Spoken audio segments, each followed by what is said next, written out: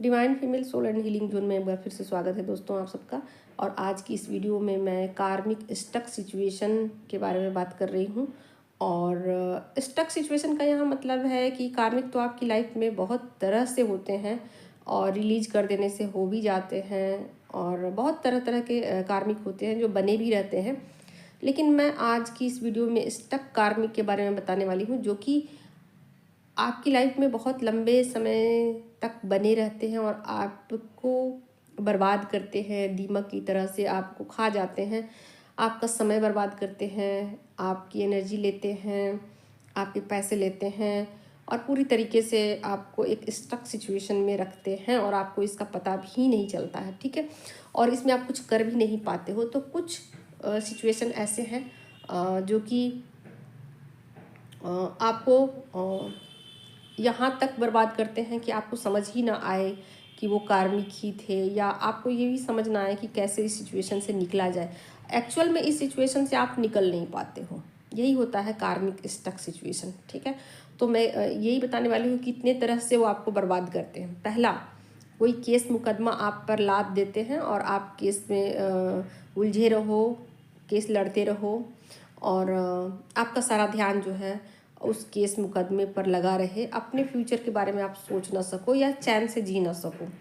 आपका बहुत सारा पैसा बर्बाद हो जाए और आपका बहुत सारा समय बर्बाद हो जाए, ऐसा वो करते हैं।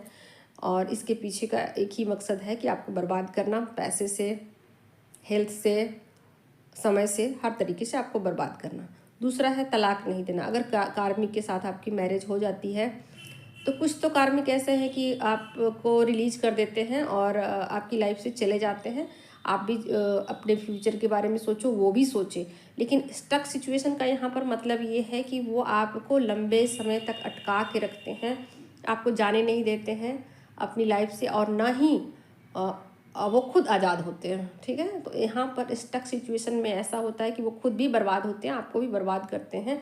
मतलब आपको बर्बाद करने के लिए वो खुद को बर्बाद करने को रेडी हो जाते हैं।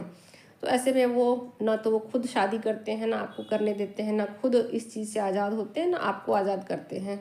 तो ऐसा हो कि आपको मायके पहुंचा दे, आपको अपने से अलग कर दे, आपसे किसी भी तरीके का रिलेशन नहीं रखें एक ही घर में रहते हुए, और आपको सिर्फ खाना पूर्ति आपको करे और किसी भी तरीके से आपको जस्टिस ना दे। तो ऐसा हो सकता है। इन सब के पीछे मैंने बता ही दिया, मकसद एक ही होता है, आपको बर्बाद करना, आपके समय को बर्बाद करना, आपके टाइम को बर्बाद करना, आपकी एनर्जी को शक करना, ठीक है। अगला है कि अगर आप के भाई बहन हैं जो कि आपसे बड़े हैं, ठीक है। आपके बड़े भाई बहन हैं और आप छोटे हो, और आपकी शादी तभी होगी जब आपके बड़े भाई बहन की शादी होगी, ठीक है।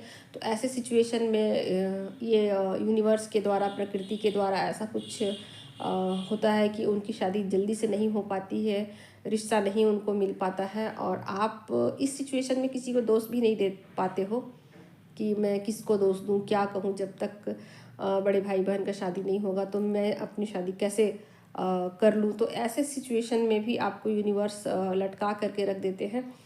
हालांकि इसमें आप किसी को दोष नहीं दे सकते कि इसमें किसी का क्या कसूर है।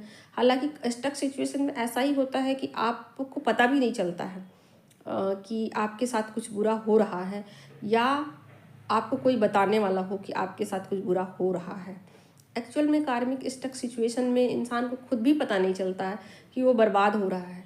ये चीज़ें अचानक से पता चलती हैं जब आपका बहुत सारा समय, पैसा बर्बाद हो चुका रहता है और एक लंबा टाइम आपकी लाइफ का निकल चुका होता है। पता चलता है कि अचानक से कि आप 40 के हो गए, 50 के हो गए, आपकी शादी नहीं हुई और आगे नहीं हो सकती, और अब होने की कोई संभावना नहीं। जब तक कार्मिक रिलीज हुए, कार्मिक आपको छुटकारा दे रहे हैं, तब तक पता चल रहा है कि ना तो आप माँ बनने के लायक बचे हो, ना ही आप की दोबारा शादी हो सकती है, और ना ही आप के चेहरे में वो चमक बची है।